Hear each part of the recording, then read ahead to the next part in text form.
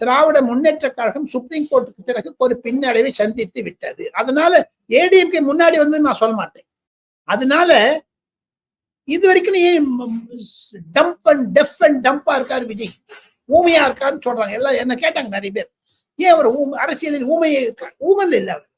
He is waiting, he is approaching the political problem through legal. அப்புறம் பொலிட்டிக்கலா வருவாரு. இவர் ரஜினிகாந்த் மாதிரியோ இல்ல கமல்ஹாசன் மாதிரி டொக்கு கீழே விழமாட்டார். அவருடைய அணுகுமுறையை பார்த்தா தெரியுது. I have no personal knowledge, but அவரோட இருக்கவங்க எல்லாம் சில பேர் என்கிட்ட சொல்றாங்க. 2 சார்ட்டர்ட் அக்கௌண்டன்ட் ஒரு அட்வொகேட் என்னோட பேசிட்டு இங்க அட்வொகேட் டெல்லிக்கு வந்த போது நான் பார்த்தேன். வேற அவருடைய அரசியல் நிலைமையை பார்த்தால் அவர் ஒரு தீவிரமான எதிர்கால அவர்கள் பாருங்க, தாவேகாவிற்கும் திமுகவிற்கும் தான் சண்டைன்னு சொல்றாரு. But he is not mentioning that. நேற்று தமிழக சட்டசபையுடைய நிலைப்பாட்டை வைத்துக் கொண்டால் எடப்பாடி பழனிசாமியுடைய நிருபர் கூட்டத்தை பார்த்தீர்களே ஆனால் செந்தில் பாலாஜி பெயரை சொல்லாமல் சொல்லுகிறார். Aadhav Arjuna supreme court judgment வந்த உடனே வெளில வந்த போது ஒரு மந்திரியும் பேச சொல்றார்.